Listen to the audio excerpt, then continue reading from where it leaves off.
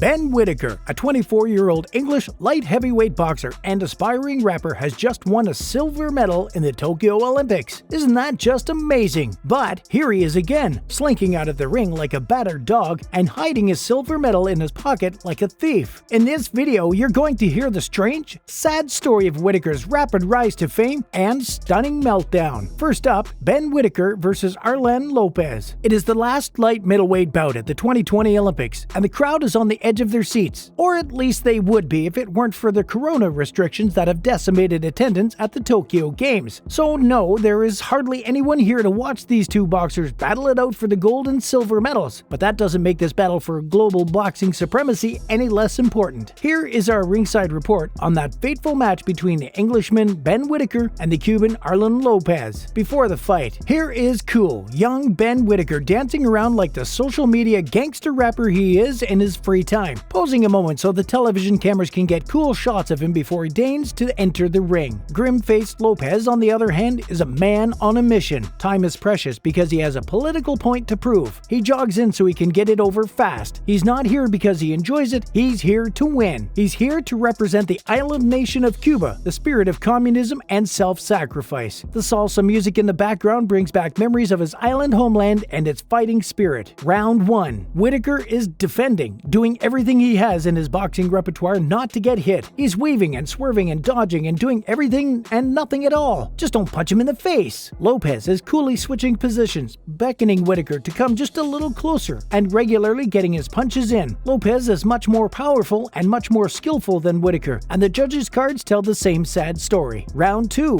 Whittaker is throwing more punches than he did in the first round, the only problem being that none of them are connecting. But the moment he gets into his opponent's space, he is in deep trouble. He does much better in that round, but not as much as the Cuban fighter, and all the judges agree. But one, a devout capitalist maybe. He was a lot better than I thought, Whittaker tells us after the fight is over. That is kind of obvious, isn't it? I think you have to agree too. Round 3. Whittaker does nothing at all, landing no punches and running scared. That is hardly going to endear you to the judges, is it? You are not going to find a whole bunch of turn the other cheek, flower power hippie, do-gooder pacifists judging an Olympic boxing final, are you? Young Ben loses on points and leaves the ring in tears. Second to go, why, and why? Ben Whittaker has always played it safe. He certainly does subscribe to the current notion that attack is the best form of defense. Not. Ben Whittaker has spent much of his life avoiding pressure, at school, in his jobs, and in the ring too. In school, suffering from acute attention deficit disorder, he played the part of the class clown to avoid the pressure of studying too hard or keeping quiet. In his own words, he is never a bad kid, more a nuisance during the time he spends at Catholic school. If the classroom went quiet, then I had to say something. He passed only one subject before not graduating high school. He passes the course in religious studies. A strange academic choice for a boxer, don't you think? Third on our list, how did he get fired? Whittaker has had 2 jobs, or 3 if you can count the noble art of beating the hell out of an unarmed opponent as a job. He has worked as a salesperson in a sports shop and as a steward at the Wolverhampton Wanderers football ground, mostly hiding away from the boss and eating pies before getting fired from both. It was too cold and the matches were boring. I used to just hide in the toilet and eat pucka pies, he chuckles. Terminal case of the munchies. What do you think? He clearly has little job ethic or loyalty to the local team. Fourth up, why did he lose? In the case of the Olympics in general, and this Lopez match in particular, it clearly comes down to build and attitude. Ben doesn't have the fire of a boxer. I hated boxing, Whittaker has said. Who wants to get punched in the face? But there was no other door for me. The semifinal match is a case in point. The Russian Imam Katav, magnificent, fiery, muscular specimen of belligerent manhood, who is up against the slim, 6'3" supple Ben, who has often told us how much he hates boxing. Ben Whittaker wins the Olympic semifinal by making himself invisible and unhittable. His infuriating defense and showmanship does Katsev's head in and convinces him he's beating up Ben to a pulp. But his iron-clenched fists are hitting thin air instead of Ben's scrawny chin, and this exasperated Russian pugilist loses on points to the Harry Potter of so-called boxing. Ben Whittaker is clearly a magician in the ring. Ben Whittaker takes pride in not getting hit. I've got it in me to fight, but why stand and trade punches if you don't need to stand there? Ben even quotes Mummy on this matter of life, death, and getting punched in the face. Or not. My Mummy, said, if you do box, I want you to come out with your looks intact. So I've got a little cut from a few years back, but that's all I've got. My face still looks nice. So Ben's got it all. Pretty boy looks and a silver medal at the Olympic Games in Tokyo. Please don't tell him about the danger of brain damage should any of these punches actually connect in that nice face of his. The great Muhammad Muhammad Ali being a case in point. Fifth on our list, what happened on the Olympic podium? Ben really regrets hiding his silver medal in his pocket and acting like a total loser on the Olympic podium. That's just me. It's been instilled in me since I was a kid. The great English media non-personality Piers Morgan, chief editor and presenter of tabloid trash such as The News of the World, The Daily Mirror, America's Not Got Talent, and Good Morning, Racist, Sexist, Conservative Britain, has weighed in on this matter of telling us this: no real champion wants to come second or third. Not being a champion, or even a decent human being, Piers Morgan is not really one to judge. But Whittaker himself regrets his behavior on the podium. I was doing it for everybody at home and I felt like a failure. At the same time, I should have put this beautiful silver medal around my neck and smiled because this is just not for me. It's for the country. So did Ben Whittaker disgrace the Queen and country? Sixth on our list, how good is his Cuban opponent? First of all, let's talk about Cuban boxing in general. Their Olympic record is incredible for such a small island. 41 Olympic and 77 World Championship gold medals since 1968. Cuba sent 7 boxers to the Tokyo Olympics, with all of them winning gold medals. Ben's opponent, Arlen Lopez, clearly deserves the respect, a no-nonsense hitter that has gained gold in 2 Olympics and at 2 weights, middleweight at Rio in 2016 and light heavyweight at Tokyo 2021. This leaves us with the burning question: why is Cuba so awesome at boxing? Like we said before, Cuba has a point to prove, that social justice is worth fighting for and that the United States and capitalism are the real losers. Big businesses have conquered and enslaved the world. People, nature, and the world we live in is dying all around us. Cuba is better than us. What do you think? Lucky number 7, Ben Whittaker's not so many talents. Coming from the post-industrial nightmare that is Wolverhampton in the West Midlands and leaving high school with a rather irrelevant qualification in religious studies, he doesn't have a lot of options. The city centre only has 1 supermarket. The others have closed down in this eternal economic depression, and the remaining one is called Iceland, specializing in cheap frozen food products. So what could this underqualified school dropout do? I went to a sports shop first. Boxing Day. Very, very busy. My social skills were terrible and I hid in the toilets and got sacked. My dad works at the Wolverhampton Wanderers football ground and he got me a job there. I was a steward. 69 kilogram, bald kid, skinny as anything. I didn't like it as I was too cold, so I hid in the toilets. I got caught eating pies under the hand dryer and got sacked again. So what about rap? Yes indeed, that's my style, that's my speed. Nothing in life comes for free. These are the lyrics of his song on Instagram. Please don't steal these lyrics. They belong to him and Benzo, his band. One of the singers is wearing a towel on his head. One is wearing a face mask to protect himself and his mates from corona, and the rest of them are singing, "Hold them teeth." So deep down, he is scared of getting punched in the teeth. The comments below his Instagram post suggest that this Olympic silver medalist boxer still has a long way to go as a rapper. The Grammy remains a distant dream. It will be some time yet before he storms off their stage. Lionel da Silva, ain't this the boxer? Ren, don't know but the song is trash. Go get him. Why you hatin'? Ren, it's not like I'm hatin'. I'm just giving my opinion. I don't like the song at all. Enough said. Ben Whittaker's got problems out of the ring too. That's all for today, folks.